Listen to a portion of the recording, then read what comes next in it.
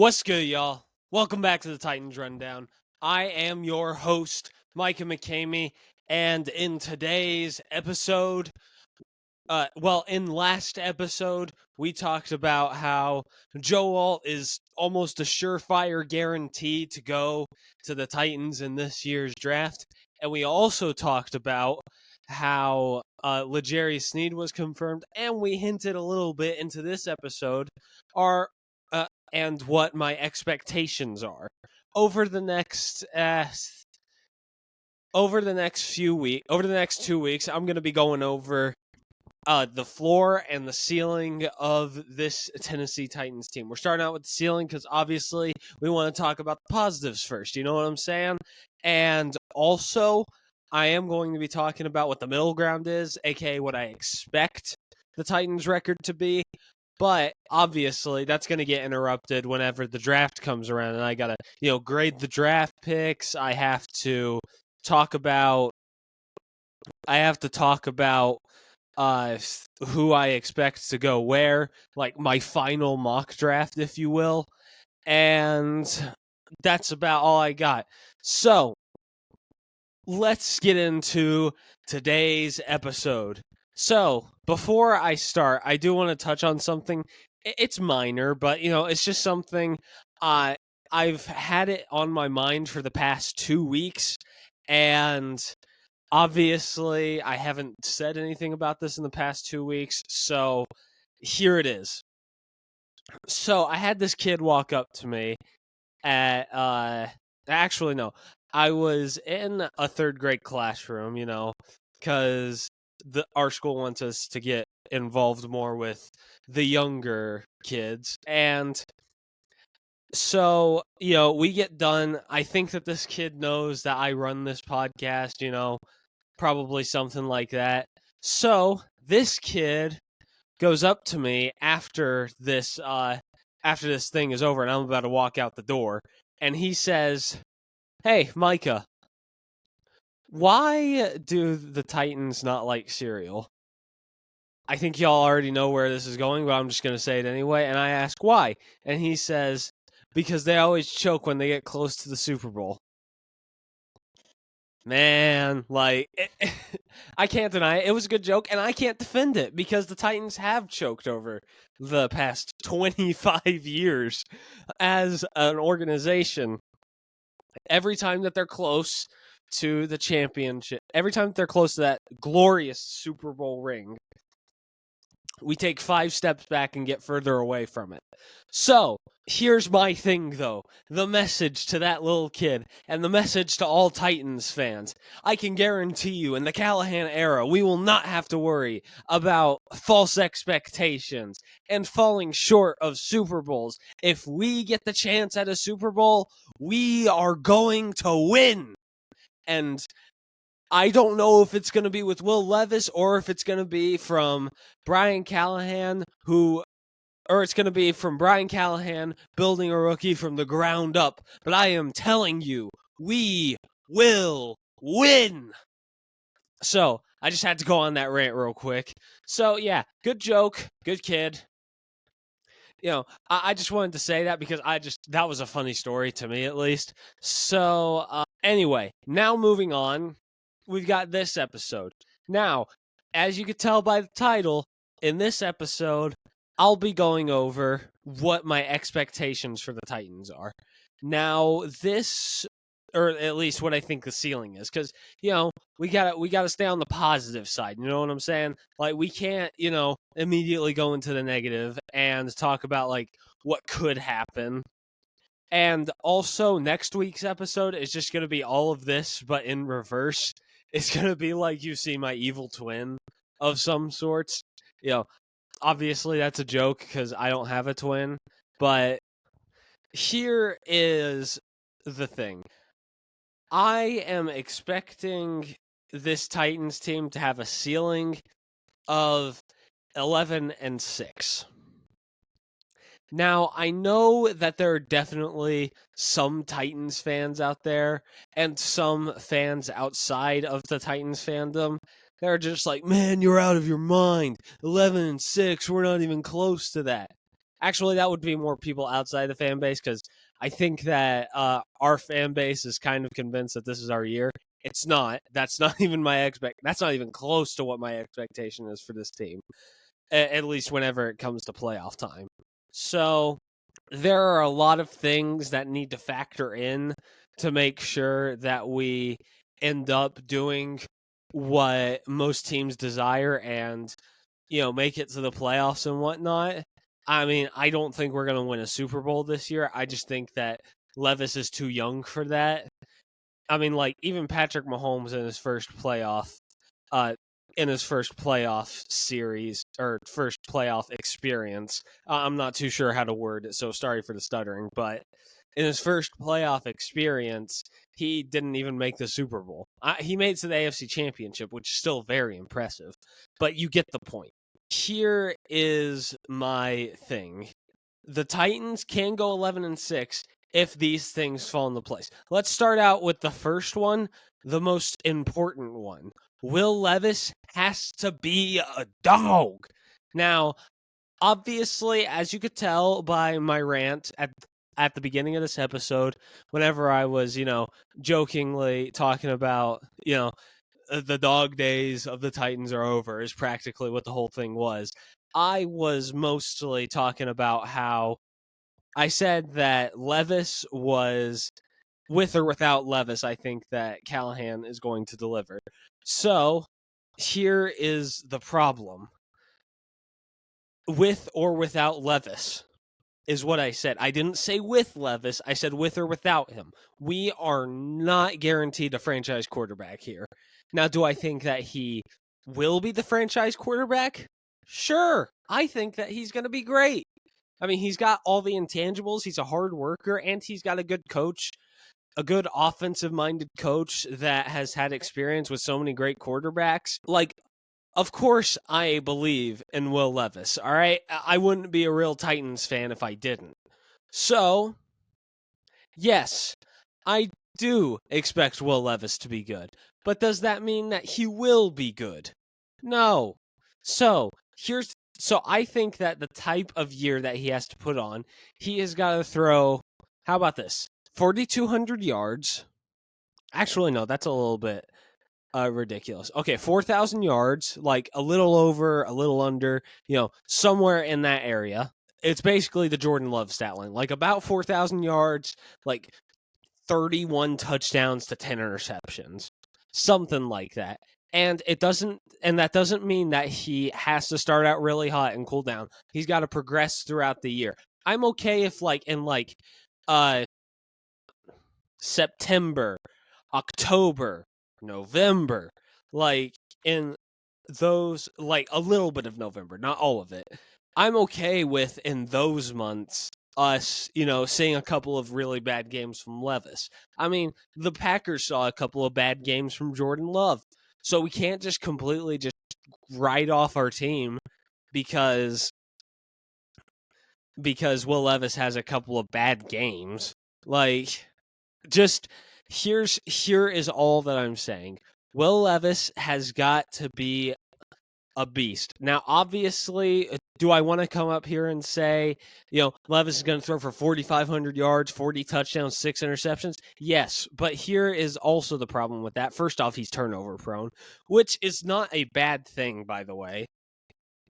If he's turnover prone, he's turnover prone. If he's good enough at quarterback, then he will overcome his turnover tendencies. Like I said, Levis needs to be a dog, and we have got to develop him correctly. Which now segues into our head coach.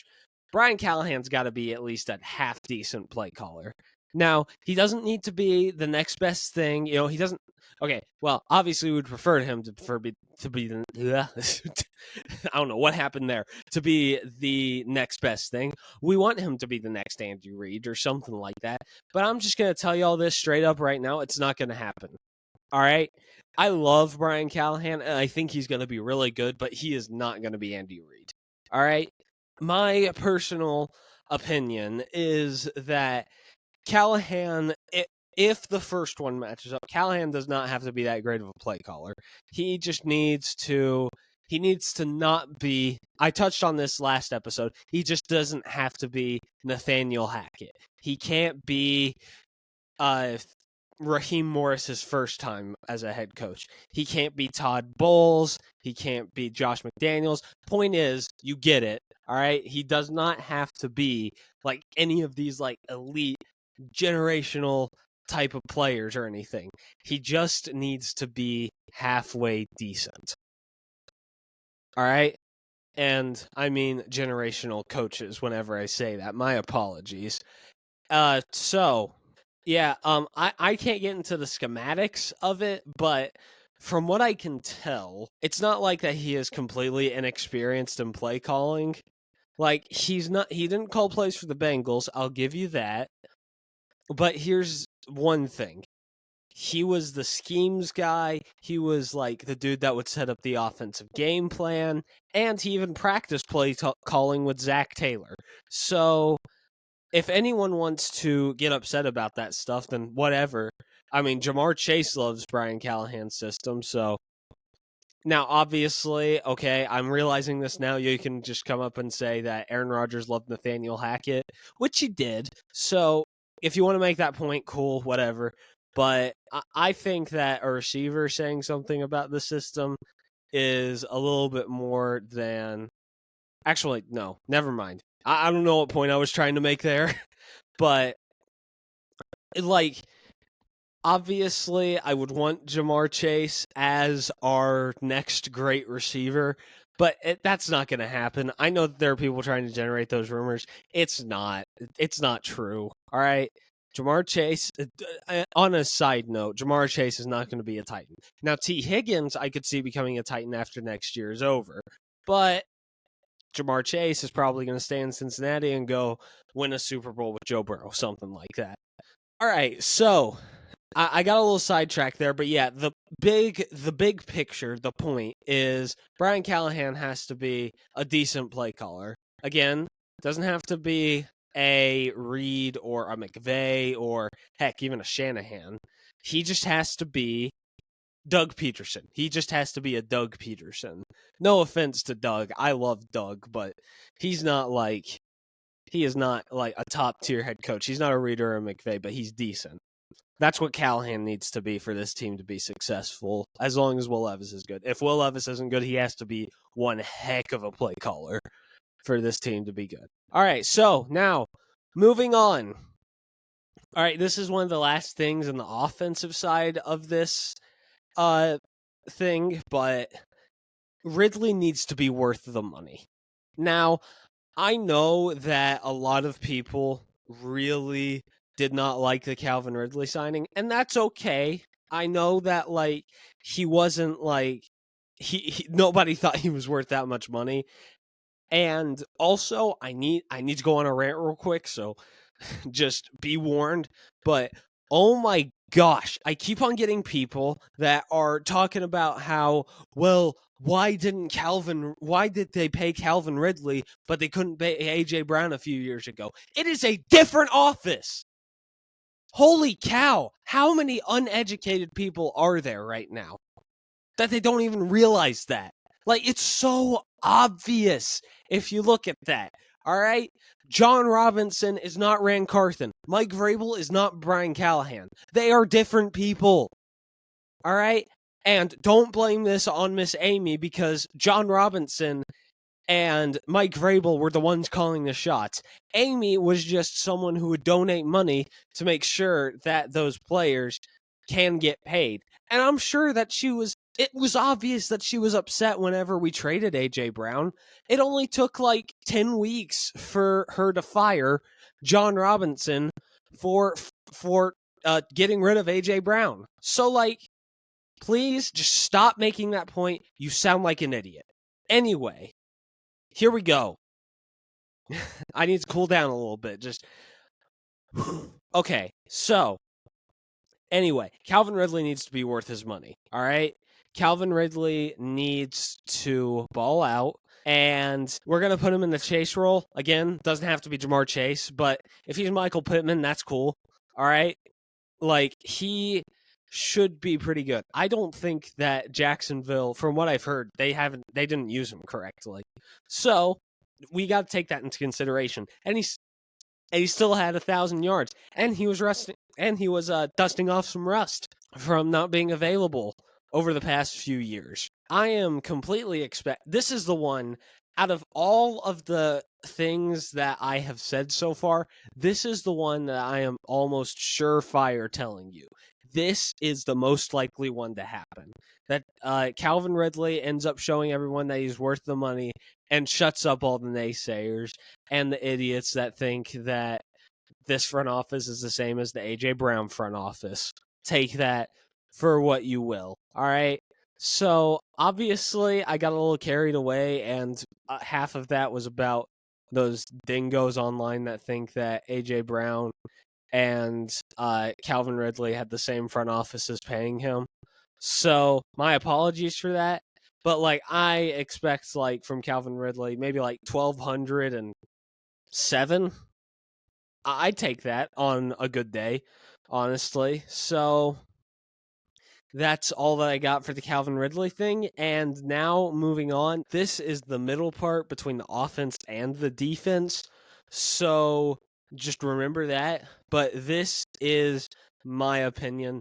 All three draft picks that we have need to be good. Now, I'm not saying that they have to be dogs like Levis or even Ridley, but they can't be just absolute busts, you know? Like, they can't be Jamarcus Russell, obviously. And I don't even think I would be okay with any of them being like Sammy Watkins. So, I want all three of these guys to be good. Now, I won't leak my final mock draft until the week of the NFL draft.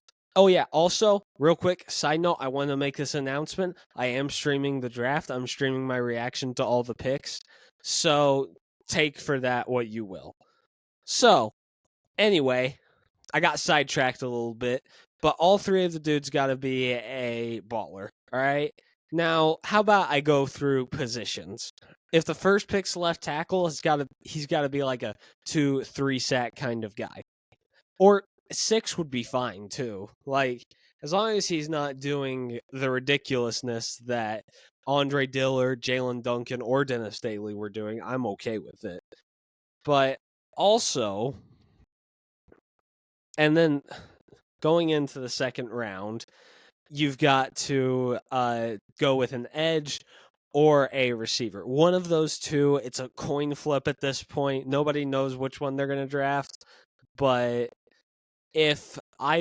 but one of those two guys, like for the edge, he's got to be like a 7-sack kind of guy to support that defensive line.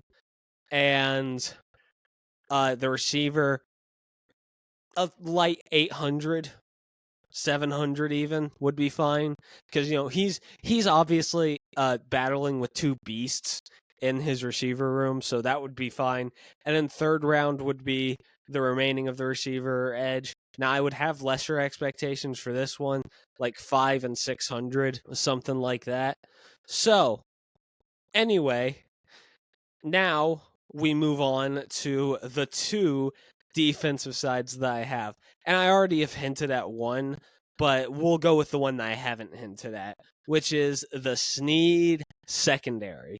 Now, this secondary has got to be really good. This secondary cannot be some type of wishy-wash, oh, man, this secondary is bad, like, it can't be middle of the road. It's got to be what people are expecting it to be, what it's hyped up to be, like top five defensive backfield.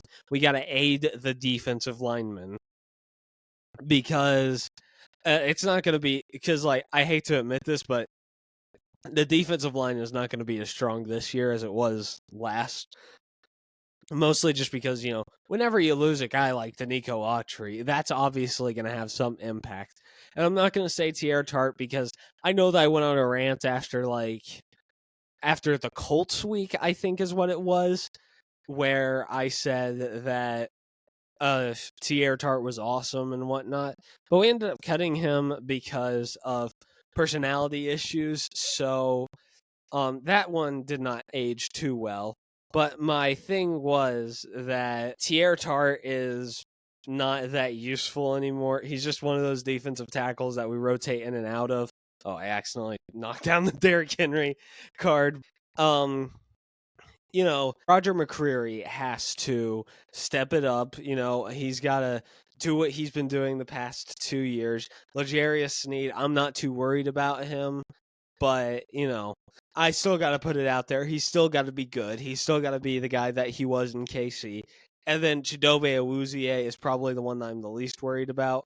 Only thing that I'm worried about with him is injuries. Now, this is the final one of the needs that we need to have. All right. And I already hinted at this earlier. So we need edge help. Edge is a very interesting position because as long as we have one edge, we're good, but we need someone to complement Jeffrey Simmons. And we need someone to complement this defensive line. Because obviously, Harold Landry, Jeffrey Simmons, great players, but they're not going to get it done by themselves. Sebastian Joseph Day is not going to be enough of a presence to overlook those other guys to let them get in for more sacks. Do with that what you will, but it's just the truth. And if you want to deny it, that's cool. But the edge needs to be good. All right. Now, obviously, my expectations tamper with what we do. If we go get an edge in free agency after they get cut because they're the odd man out, like Franklin Myers, I think was his name. But if you're going to get an edge in the 3rd round, and you'd probably want to, have a 5-6 sack guy. And if you get one in the 2nd, expect 7 or 8, something like that. So that way our team can become better. So anyway, that is the episode.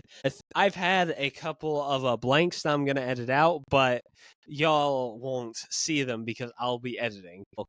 I have Instagram, Twitter, and TikTok. Now, let me tell you this first. Before I go on with the outro, I want to say thank you so much for the love on TikTok.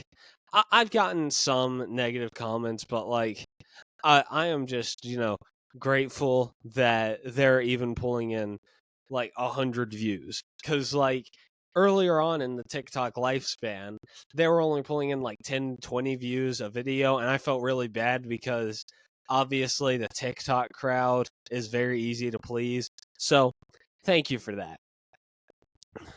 But anyway, that's going to do it all for me. This has been a rundown of the ceiling of your Tennessee Titans. I love y'all, and tighten up.